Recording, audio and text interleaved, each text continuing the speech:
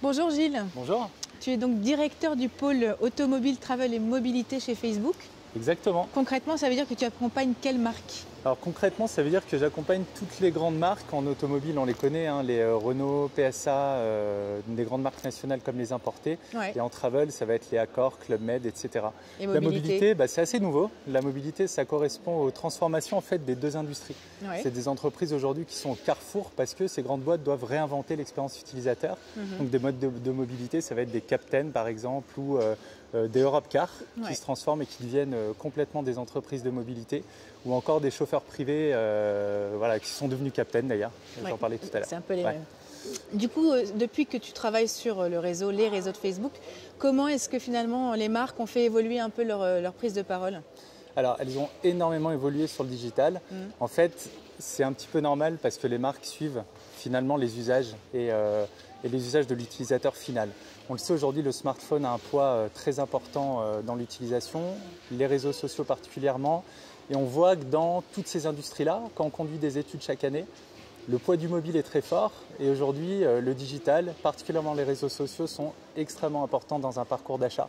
Si on prend le travel ou l'automobile, je pense qu'il y a un point commun, c'est que ce sont deux parcours d'achat qui sont quand même assez complexes pour se décider, où il y a beaucoup de touch points, c'est-à-dire de contacts sur le digital. Donc pour eux, c'est hyper important d'être présent sur ces nouveaux canaux. Et vous l'avez un peu mesuré, parce qu'on connaît la part du Oui. bouche à oreille ou même du pouvoir de conviction d'un concessionnaire, celui du réseau social un peu moins. Eh ben, si je vous prenais l'exemple d'un concessionnaire, je peux même vous prendre l'exemple d'un petit business, c'est un groupe de concessions qui s'appelle Amplitude. Pour vous donner un exemple, quand ils font une opération sur Facebook, par exemple pour générer des leads, ils sont capables très précisément de mesurer leurs ventes et voir combien leur coûte une vente finale. Donc ils voient qu'ils sont très performants en ROI. Et au-delà de ça, si on parle maintenant de nouveaux usages, par exemple les messageries, et aujourd'hui on le verra dans ma présentation, notamment les générations Z qui ne jurent que par ces moyens de contact maintenant, et ben, ce même groupe a lancé la réservation des offres d'entretien via des messageries et c'était un succès puisque maintenant ils ont développé un bot. Et si vous voulez faire réviser votre voiture chez le concessionnaire, eh ben, vous pouvez prendre rendez-vous sur un bot messenger, c'est-à-dire que c'est une conversation qui est automatisée, donc une opération maintenant qui est complètement automatisée pour eux. Okay. Donc hyper important pour une petite boîte parce que vous optimisez du temps pour vos salariés, vous maximisez aussi vos prises de rendez-vous. Et il ne faut pas oublier qu'un concessionnaire fait ses marges sur les révisions, donc c'est un pan de son business model qui est très important.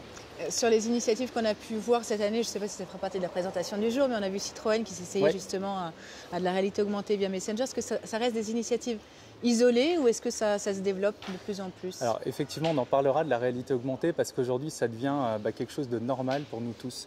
Et en fait, Citroën, ce qu'on a pu voir, donc l'achat automobile, je reviens, c'est un processus qui est complexe, on a besoin de découvrir et d'interagir avec le produit.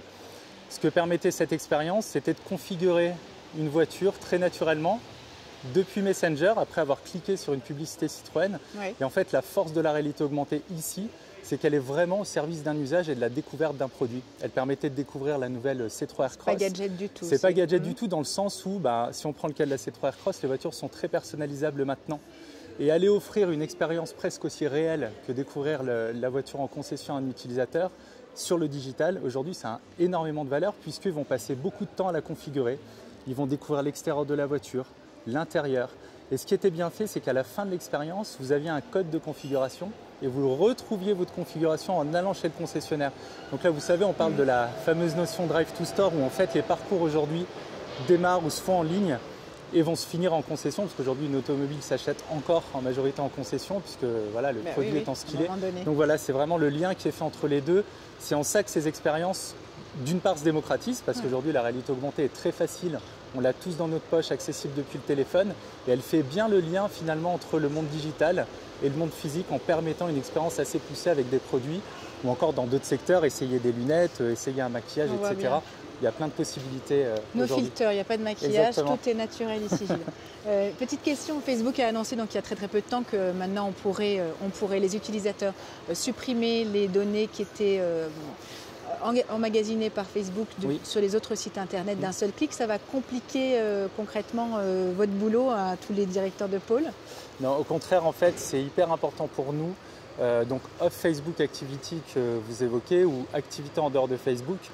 On l'a vu depuis la mise en place de RGPD. Aujourd'hui, l'accès des gens à leurs données et la transparence, c'est hyper important pour tout l'écosystème digital et toutes les plateformes. Donc pour nous, ce qui est important pour nos utilisateurs, c'est de leur garantir premièrement un accès à leur vie privée, à leurs données, etc., une très grande sécurité de leurs données. Donc mais ça, c'est vraiment une priorité des équipes. Mais continuer à leur donner des cibles bien targetées. Oui, tout à fait. Et il y aura encore toujours plein de moyens de le faire. Et en fait, le fait que l'utilisateur ait une bonne expérience des plateformes, des réseaux et cette transparence, c'est aussi un cercle vertueux. Ouais. D'ailleurs, la dernière étude auto qu'on a menée, 75% des gens veulent du contenu plus personnalisé. Et le pendant de ça, c'est qu'ils sont également prêts à laisser leurs données quand c'est pour quelque chose d'utile. Donc en fait, finalement, on rentre dans une relation plus vertueuse entre des utilisateurs qui ont des choses personnalisées. Lorsqu'ils laissent leurs données, ils savent pourquoi. Ils sont très éduqués à ça. Donc l'idée, voilà, c'est que c'est vraiment finalement une opportunité pour tout le monde. Merci beaucoup Gilles. Une dernière question. La mobilité du directeur du pôle mobilité de Facebook en 2020, c'est quoi? C'est à pied, en vélo électrique, comment ça se passe? C'est beaucoup de moyens, c'est multimodal. Effectivement. Il ne faut pas choisir. Maintenant, il y a des clients en plus qui reviennent. Je sais. Mais on utilise beaucoup de choses, surtout à Paris. On a eu les grèves il n'y a pas longtemps. Donc je peux vous dire qu'à titre personnel, ça a été pour moi voilà, l'opportunité d'essayer plein de choses. Absolument. Réponse acceptée. Toute la palette de mobilité. Ça va. Merci beaucoup. Merci.